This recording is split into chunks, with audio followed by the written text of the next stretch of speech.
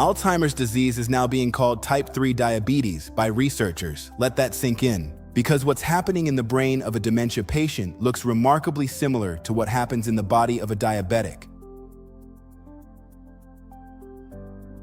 The brain loses its ability to use insulin effectively. Neurons get starved of energy and they start dying. Here's the mechanism. Your brain runs on glucose. Insulin is what unlocks the door and lets that glucose in. When your brain becomes insulin resistant, from decades of processed food, sugar spikes, chronic inflammation, and metabolic dysfunction, neurons can't get fuel. They atrophy, connections break down, memory fails, cognitive function deteriorates. This process starts silently, decades before any symptoms appear. So what's one of the most powerful interventions known to science? Exercise. When you work out, especially resistance training and zone 2 cardio, something remarkable happens at the cellular level. Your muscle contractions activate GLUT4 transporters, proteins that pull glucose into your cells independently of insulin. You're essentially creating an insulin-free pathway for fuel delivery. Do this consistently, and your cells become dramatically more sensitive to insulin over time. Less insulin is needed to do the same job. Blood sugar stabilizes, inflammation drops,